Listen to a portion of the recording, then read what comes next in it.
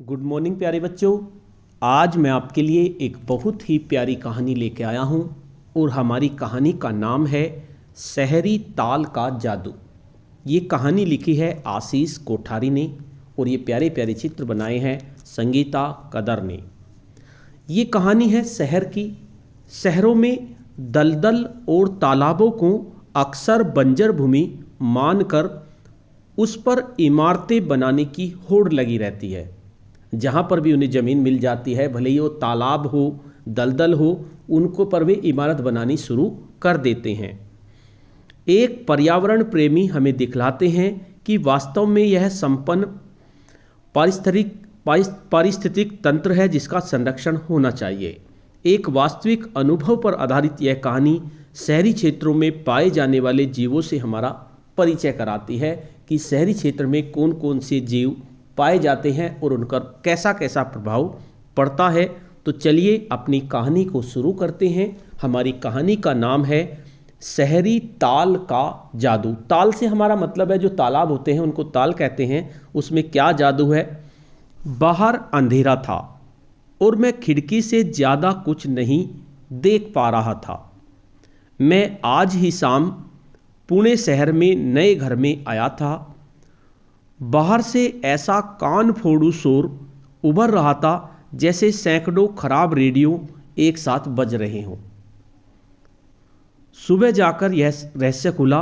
मेरी बालकनी के नीचे एक उजाड़ पत्थरों की खदान में उससे बहुत से प्राणी रात भर जागते हैं। अगले एक बरस मैंने तालाब में अविश्वसनीय बदलाव होते हुए देखे। गर्मियों में इलाका सूखा और उजाड़ दिखता था, लेकिन बरसात का मौसम आते ही तालाब में जीवन यूं फट उठता जैसे संचालक का संकेत मिलते ही वाद्य यंत्र का संगीत शुरू हो जाता है। प्यासी धरती पर बरसात की पहली बूंद पड़ते ही एक मनमोहक सौंधी खुशबू फैल जाती थी।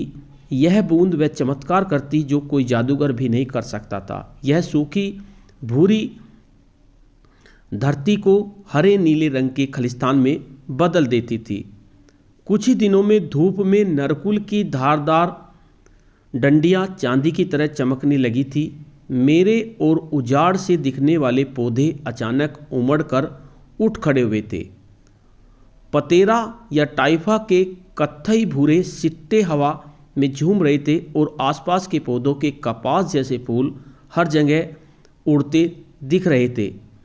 बाकी प्राणी भी इसी प्रकृति के इस नाच में शामिल हो जाते।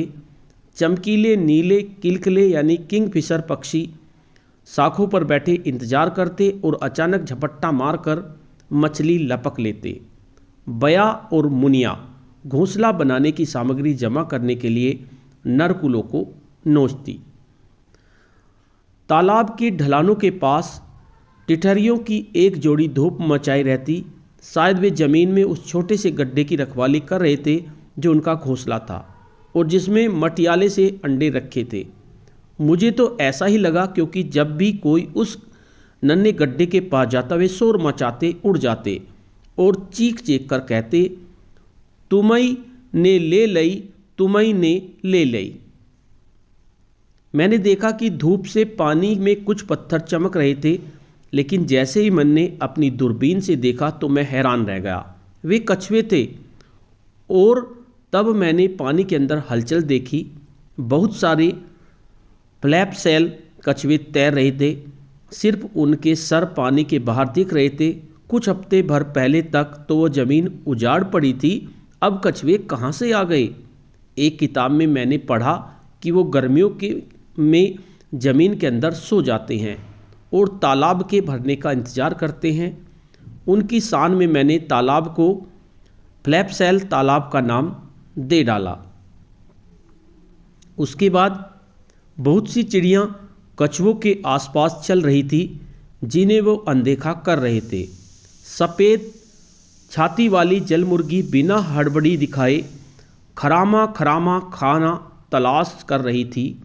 शिकारी पक्षियों के खतरे की संभावना भांपते 2-3 तालाबी बुगले सतर्कता से नरकुंड के झुंड में घूम रहे थे। बरसात के मौसम ने जोर पकड़ा तो धब्बेदार चोंच वाली बत्तखें फ्लैप सेल तालाब पर आ पहुंची। वह घोंगे और पानी के पौधे बीनती और फिर अपने दूसरे प्राकृतिक ढाबों की ओर उड़ जाती। कभी कभी हवा में ढेरों उड़ने वाले कीड़े मकोड़े भरे होते। चमकीली लाल ड्रैगन फ्लाई या चिउरे, कई रंग बिरंगी तितलियां और बहुत पास आ जाने पर ही दिखने वाली नाजुक डमसेल फ्लाई। कीड़ों और चिड़ियों की आवाज़ें आज के शोर में एक अलग ही सुरीली रागनी सुनाती। मैं सोचता था कि इस छोटे से तालाब में बड़े जानवर नहीं हो सकते, लेकिन यह मेरी गलतफहमी थी। अक्सर शर्मीले नेवले पानी के किनारे दिख जाते और एक बार तो 3 छोटे बच्चों के साथ नेवलों का पूरा परिवार ही आया था। और जहाँ नेवले हों वहाँ सांप क्यों नहीं होंगे। सचमुच ही में मैं भाग्यशाली था कि मैंने नरकुलों के बीच पानी में प्यारे प्यारे पानी वाले कीलबैक सांप अपनी आंखों से देखे। उनकी त्वचा पे 4 खाने के नमूने दिखते ही बनते थे। लेकिन रात को इतना शोर कौन मचाता है। मेंढक और भेक, सैकड़ों मेंढक और भेक अपने साथियों को आकर्षित करने के लिए गाते और टर्राते। नरकुल की पत्तियों के किनारों पर चिपकी झिल्लियाँ ऐसे उनके सुर में सुर मिलाती जैसे सब भोंपू एक साथ बज उठे हों। जल्द ही उनका यह निराला संगीत मुझे भाने लगा। रात की रागनी में कभी कभी अतिथि कलाकार भी आ जुटते। मैंने उन पर टार्च चमकाने पर जोकरों की तरह ऊपर नीचे सिर हिलाते धब्बेदार नन्हे उल्लू और रात भर अपनी कड़ी आवाज़ में जगाए रखने वाले छपका दिख जाते थे। फिर एक दिन मैं घबरा गया। नहीं सांपों या तीखी चोंचों वाली बुगलियों से नहीं, बल्कि उन लोगों को देखकर जो फ्लैश सेल तालाब के चारों ओर घूमते हुए जैसे उस जगह का मुआयना कर रहे थे। मैंने अपने पड़ोसी से जाना कि वे लोग फ्लैश सेल तालाब और आसपास के दलदल से पानी निकाल कर इस ज़मीन पर इमारत बनाएंगे। मुझे धक्का लगा। मैं ऐसा होने नहीं दूंगा। मैंने और मेरे एक मित्र ने आसपास के बच्चों को इकट्ठा किया। हमने कुछ पत्रकारों को यह स्थान देखने के लिए बुलाया। दूसरे दिन अखबारों ने फ्लैश सेल तालाब को बचाने की बच्चों की विनती की खबर छापी। बस्ती के कुछ लोगों ने भी सरकारी अधिकारियों को फ़ोन किए और उनसे तालाब बचाने के लिए अनुरोध किया। पर्यावरण की सुरक्षा के लिए काम करने वाली कुछ संस्थाएं भी हमारे साथ जुड़ गई। हमने नगर आयुक्त को भी बुलाया। पहले तो वे राजी नहीं हुए, लेकिन उसके बाद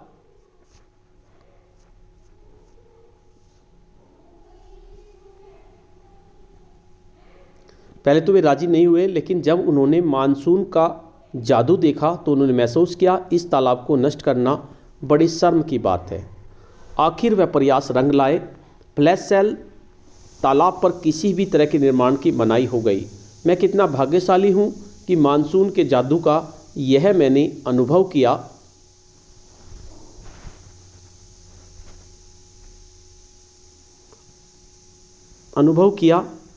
चहल पहल भरे शहर के बीच अपनी ढेरों रागनियों के साथ मौजूद एक छोटा सा अभ्यारण्य हजारों छोटे बड़े प्राणियों को जीवन देता। कभी कभी जादू हमें अपने घर के पिछवाड़े ही मिल जाता।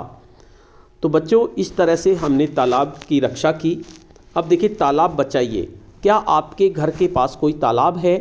क्या आपने इसमें और इसके आसपास मौजूद तरह तरह के जानवरों और वनस्पतियों को देखा है? क्या इस जगह को किसी तरह के निर्माण या प्रदूषण से खतरा है? अगर ऐसा हो तो क्या आप अपने दोस्तों, अपने माता पिता और उनके दोस्तों के साथ मिलकर सभी को बताएंगे कि इसको बचाना चाहिए? और अगर वहाँ लोग जो निर्माण कार्य करना चाहते हैं पूछे कि आप इसे क्यों बचाना चाहते हैं, तो इस पर उत्तर बहुत सरल है, क्योंकि चिड़ियाँ, कीड़े मकोड़े, अन्य जानवरों को भी रहने के लिए घर चाहिए। सभी तरह के जानवरों से भरे इस तरह के बहुत सारी शहरी तालाब हों तो कितना बढ़िया हो। और अगर आप संसार के अलग अलग भागों में बच्चों और बड़ों के साथ कंप्यूटर नेटवर्क या डाक के माध्यम से उन्हें बचा पाने की कहानियाँ और फोटो साझा कर पाएँ तो कितनी अच्छी बात होगी। तो बच्चों, हमें इस तरह के तालाबों को बचाना चाहिए। आज की कहानी में इतना ही। आपको इस कहानी से क्या सीख मिली अपने शिक्षक को बताएं और कल एक नई कहानी मिलते हैं। तब तक के लिए धन्यवाद।